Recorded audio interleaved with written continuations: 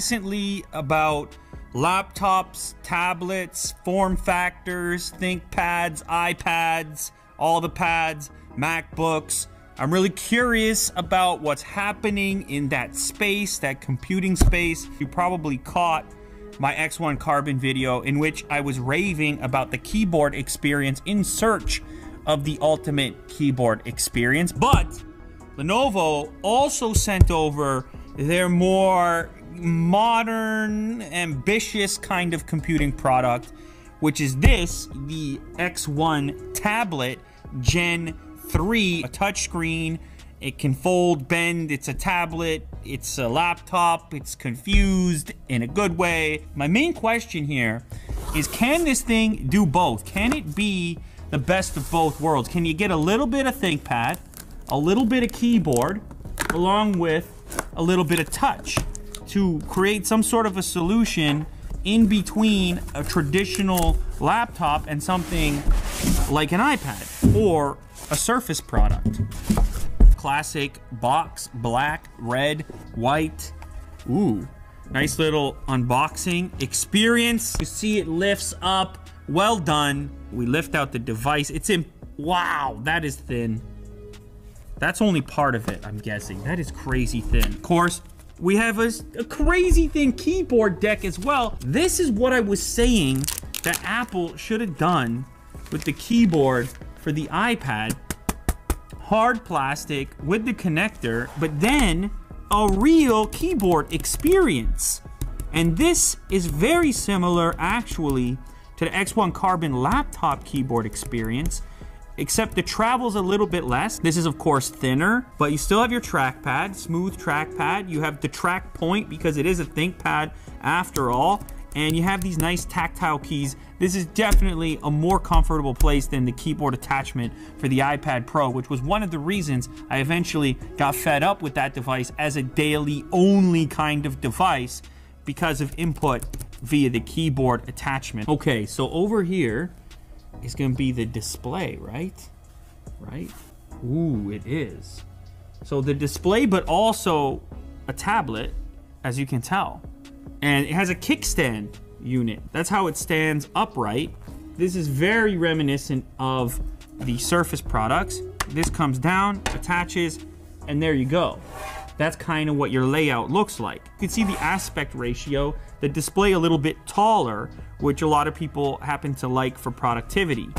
Also, the keyboard deck gives you the angled typing via some magnets as well. So that's another thing that you look for. Now, as far as angles to choose from on the display, you can work it all the way down to almost flat, or you can have it all the way up for almost upright.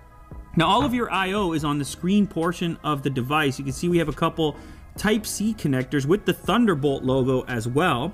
You have a full-size headphone jack. This looks like a SIM card slot. Over here, you have a power switch and a dedicated volume rocker as well. And I'm curious, maybe Will can clarify for me, but this looks like a fingerprint scanner right here.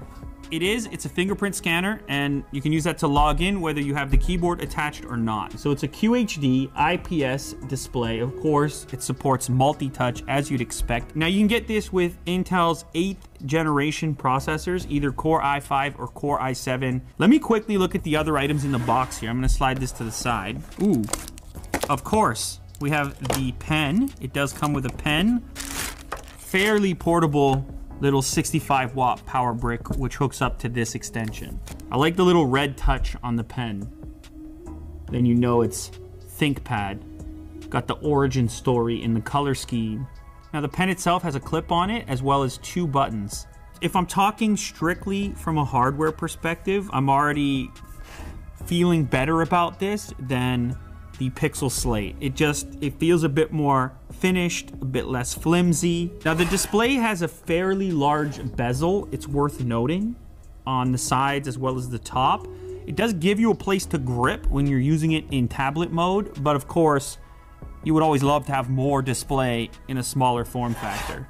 Like a lot of these devices, it's of course kind of top heavy because all your components are housed in this part of the unit and nothing down here. So the keyboard portion is very light down here. When you close the whole unit up, this is what you end up with. It is a slim package. Compared to the regular X1, it's maybe even thinner? I don't know. Can you tell, Jack? It is.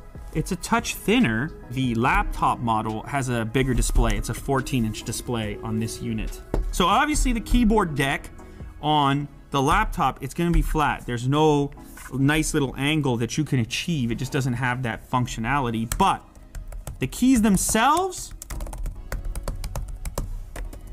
yeah, I mean, they're nicer. They're nicer on the laptop by a touch.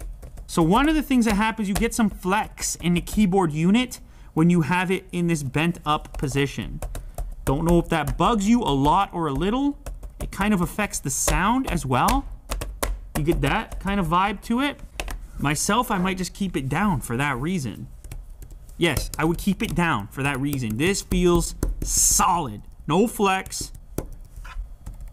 Slightly less travel, I guess, but man, it's a pretty good substitute for a convertible tablet slash keyboard attachment style device.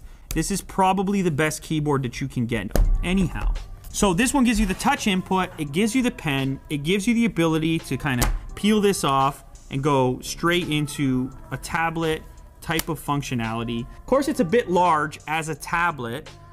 When it came to the iPad on day-to-day use, I was actually a fan of the 11-inch version because it felt really comfortable as a tablet on the couch, whereas I feel like this one is more on the desk first, productivity first, and then this, you know, to kick back every so often. These pen-based keyboard style inputs are really interesting to me. I hadn't invested a lot of time in them, but now that I've paid a little bit more attention to what's going on in this space, there is something nice about having a good keyboard attached to a touch interface, where you kind of have this two-stage thing going on where sometimes you're just interacting with the pen, going through emails or so on, and then you put the pen down and you can really get some stuff done when it comes to text input. I think that's a nice little balance going on there. Okay, in terms of the SSD, you can get either 256 or 512 gigabytes. It's gonna come with 8 gigabytes of RAM from the factory. That's the only option in that department. This is kind of interesting. Look at this.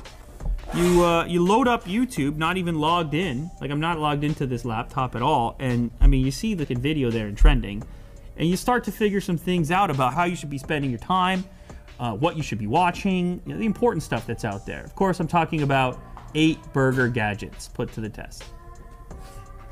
You didn't, nobody saw it coming. Nobody saw it coming. You just received this cool accessories. How's our volume? To turn a wired headphone into a wireless. I'm worried, guys.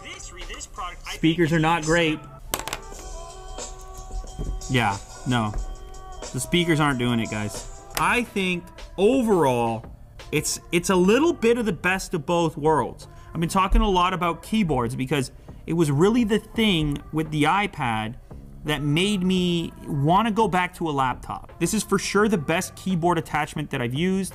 Of course, you still have the pen, you still have the tablet if you need it. You have a lot of interface options here, including Thunderbolt. You have every angle you could possibly want. You have the ThinkPad brand name. You have a fairly large trackpad. All of a sudden, you're giving Microsoft a run for their money with the Surface products now. I wish it had a magnet. Can you ask for everything? I mean, would have been nice to have a magnet. Instead, you get this guy. You get a little pen holder. How does this work? Ah, like that. And then what? Where does this go? Oh. Oh, wow. Okay. That's not terrible. It's not a magnet, but it's not terrible. I could live with that, actually, now that I think about it. You put the ThinkPad Heritage, you put the keys in. Oh my goodness, we got something going on, guys.